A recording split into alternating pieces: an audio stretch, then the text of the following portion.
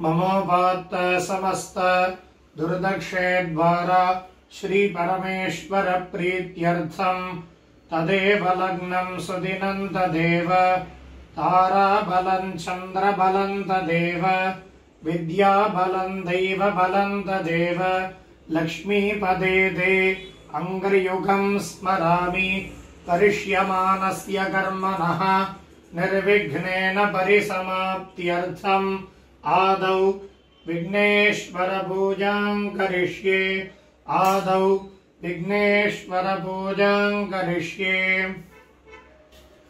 ॐ एकदन्ताय विद्महे वक्रतुण्डाय धीमहि तन्नो दन्तिः प्रचोदयात्। भूर्भुवस्सुवरोम् अस्मिन् बिम्बे सुमुखं महागणपतिं ध्यायामि सुमुखं महागणपतिम् आवाहयामि। महागणपतये नमः। रत्नसिंहासनं समर्पयामि।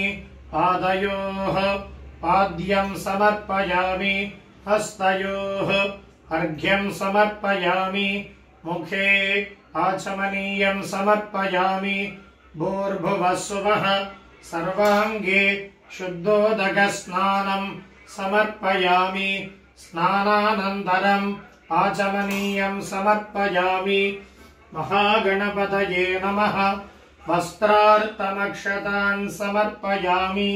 उपवीतार्थमक्षतान् समर्पयामि। आभरणार्थमक्षतान् समर्पयामि। महागणपतये नमः। दिव्यपरिमल गन्धान्धारयामि। गन्धस्योपरि हरिद्राकुङ्कुमं समर्पयामि। अक्षतान् समर्पयामि। पुष्पैः पूजयामि। ॐ सुमुखाय नमः। ॐ एकदन्ताय नमः। ॐ कपिलाय नमः। ॐ गजकर्णकाय नमः। ॐ लम्बोदराय नमः। ॐ विकटाय नमः। ॐ विघ्नराजाय नमः। ॐ विनायकाय नमः। ॐ धूमकेतवे नमः। ॐ गणाध्यक्षाय नमः। ॐ फालचन्द्राय नमः। ॐ गजाननाय नमः। ॐ वक्रतुण्डाय नमः। ॐ शूर्पकर्णाय नमः। ॐ हेरम्बाय नमः। ॐ स्कन्दपूर्वजाय नमः। महागणपतये नमः। नानाविधपरिमल पत्रपुष्पाणि समर्पयामि। दशाङ्गं कुङ्कुलं धूपं सुगन्धं सुमनोहरम् आग्रेयः सर्वदेवानां धूपोऽयं प्रतिगृह्यताम्। महागणपतये नमः। सुगन्धधूपम् आग्रापयामि। धूपानन्तरम् आचमनीयं समर्पयामि। भूर्भुवस्सुवः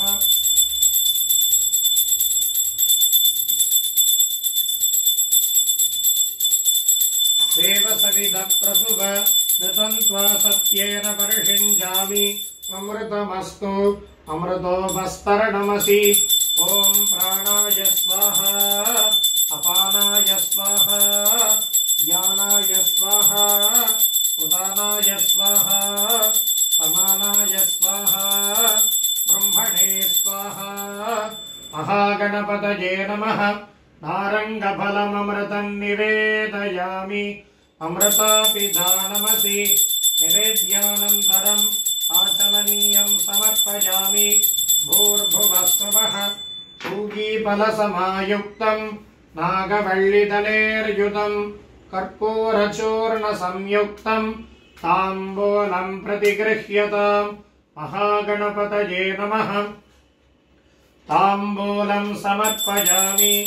ॐ नमो व्रातपतये नमो गणपतये नमः प्रमथपतये नमस्ते अस्तु लम्बोदराय एकदन्ताय विघ्नविनाशिने शिवसुताय श्रीवरदमूर्तये नमो नमः महागणपतये नमः कर्पूरनीराजनं दर्शयामि नीराजनानन्तरम् आचमनीयं विग्रहां त्रणयनां माणिक्यमौलिस्फुरद् तारानायकशेखरां स्मितमुखीमापीन वक्षोरुहां पाणिभ्यामलिपूर्णरत्नचषकं रक्तोत्पलं बिभ्रतीं सौम्यां रक्तघटस्थरक्तचरणां ध्यायेत् परामम्बिकाम्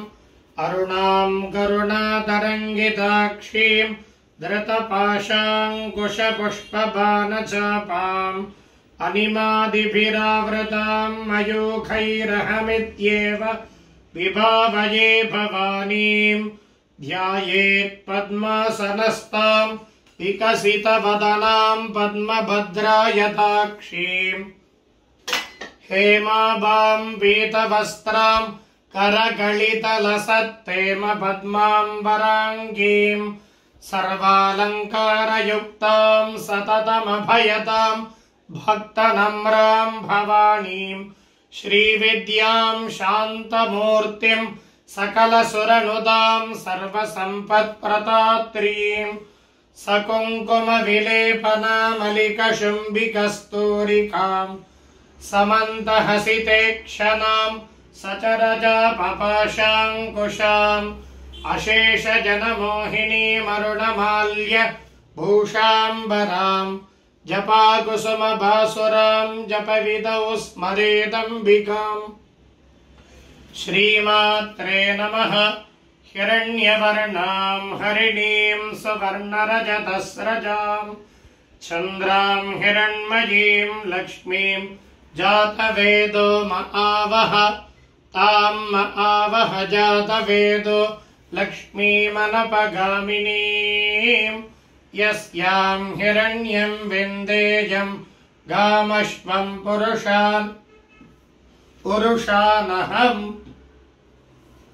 महादेव्यै च विद्महे विष्णुपत्नी च धीमहि तन्नो लक्ष्मीः प्रचोदयात् भूर्भुवस्सुवरोम् अस्मिन् बिम्बे दुर्गा लक्ष्मी सरस्वती स्वरूपिणं श्रीकुबेर महालक्ष्मीं ध्यायामि कुबेर महालक्ष्मीं आवाहयामि महालक्ष्म्यै नमः रत्नसिंहासनं समर्पयामि दुर्गा लक्ष्मी सरस्वती स्वरूपिण्यै नमः पाद्यं समर्पयामि दुर्गा लक्ष्मी सरस्वती स्वरूपिण्यै नमः अर्घ्यं समर्पयामि दुर्गा लक्ष्मी सरस्वती स्वरूपिण्यै नमः आचमनीयं समर्पयामि दुर्गा लक्ष्मी सरस्वती स्वरूपिण्यै नमः स्नानं समर्पयामि स्नानानन्तरम् आचमनीयं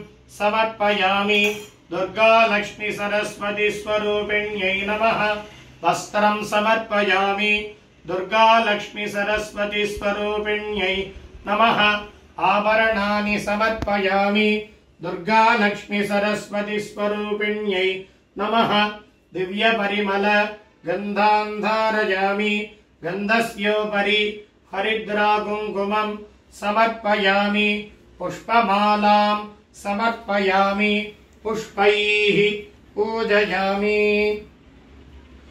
ॐ प्रकृत्यै नमः ॐ विकृत्यै नमः ॐ विद्यायै नमः ॐ सर्वभूतहितप्रदायै नमः ॐ श्रद्धायै नमः ॐ विभूत्यै नमः ॐ सुरभ्यै नमः ॐ परमात्मिकायै नमः ॐ वाचे नमः ॐ पद्मालयायै नमः ॐ पद्मायै नमः ॐ शुचये नमः ॐ स्वाहायै नमः ॐ स्वदायै नमः ॐ सुतायै नमः ॐ धन्यायै नमः ॐ हिरण्मय्यै नमः ॐ लक्ष्म्यै नमः ॐ नित्यपुष्टायै नमः ॐ विभावर्यै नमः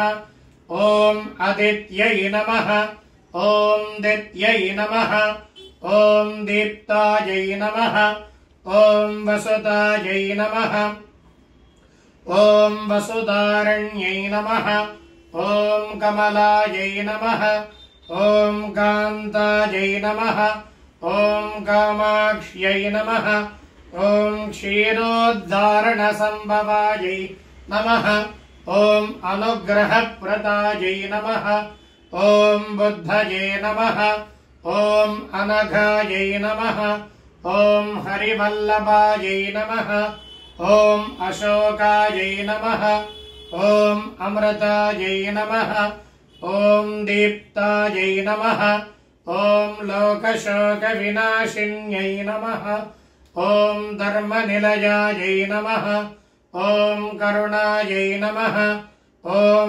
लोकमात्रे नमः ॐ पद्मप्रियायै नमः ॐ पद्महस्तायै नमः ॐ पद्माक्ष्यै नमः ॐ पद्मसुन्दर्यै नमः ॐ पद्मोद्भवायै नमः ॐ पद्ममुख्यै नमः ॐ रमायै नमः ॐ पद्ममालाधरायै नमः ॐ देव्यै नमः ॐ पद्मन्यै नमः ॐ पद्मगन्धिन्यै नमः ॐ पुण्यगन्धायै नमः ॐ सुप्रसन्नायै नमः ॐ प्रसादाभिमुख्यै नमः ॐ प्रभायै नमः ॐ चन्द्रायै नमः ॐ चन्द्रवदनायै नमः ॐ चन्द्रसोदर्यै नमः ॐ चतुर्भुजायै नमः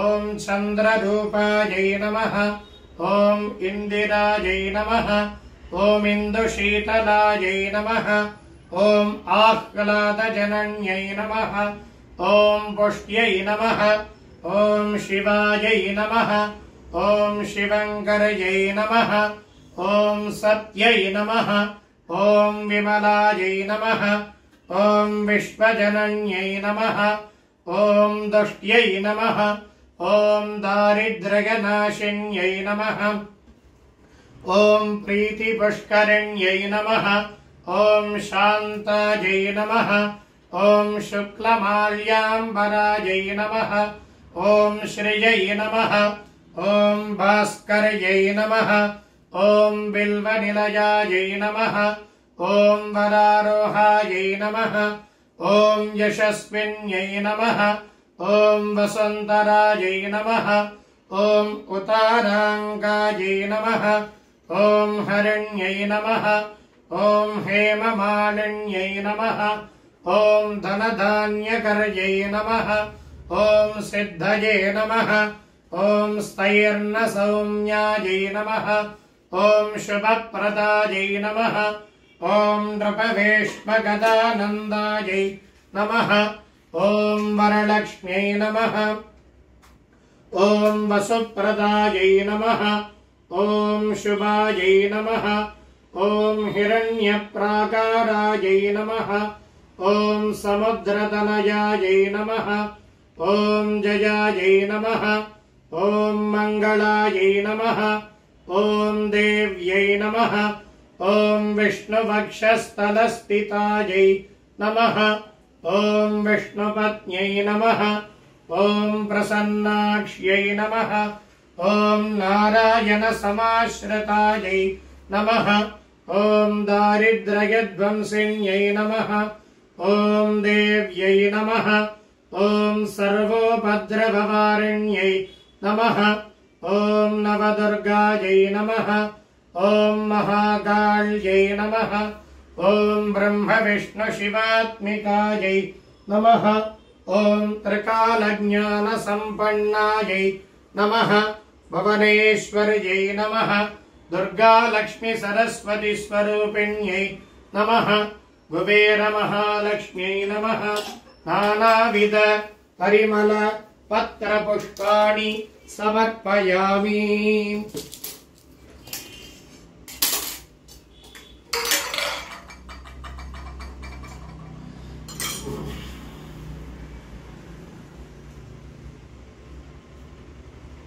ॐ दशाङ्गं कुङ्कुलं धूपं सुगन्धं सुमनोहरम् आग्रेयः सर्वदेवानां धूपोऽयं प्रतिगृह्यताम् दुर्गालक्ष्मी सरस्वती स्वरूपिण्यै नमः कुबेरमहालक्ष्म्यै नमः सुगन्धधूपम् आग्रापयामि धूपानन्तरम् आचमनीयं समर्पयामि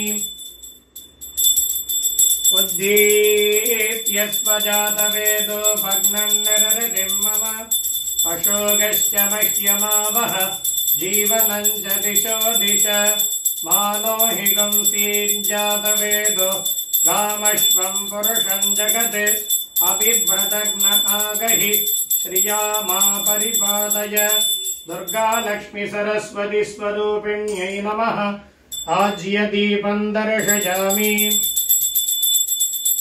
गौरीमिमाय सलिलानि दक्षति एकपतीन् द्विपदी सा चतुष्पदी अष्टापदी नवपदी बभूवशी सहस्राक्षर परमें व्योमन् दुर्गालक्ष्मी सरस्वती स्वरूपिण्यै नमः कुबेरमहालक्ष्म्यै नमः अलङ्कारदीपं दर्शयामि भूर्भुवस्सुवः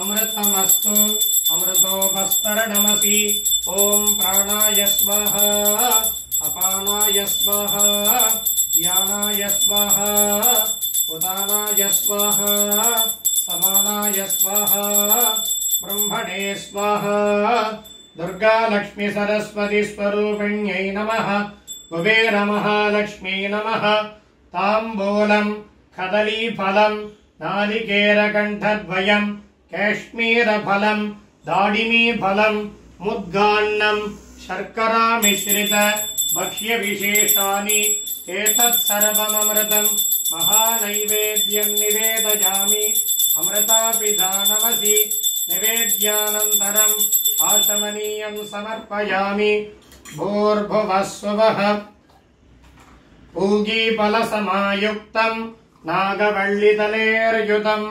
कर्पूरचूर्णसंयुक्तं ताम्बूलं प्रतिगृह्यताम् दुर्गालक्ष्मी सरस्वती स्वरूपिण्यै नमः कुबेरमहालक्ष्म्यै नमः ताम्बूलं समर्पयामि समस्तोपचारान् समर्पयामि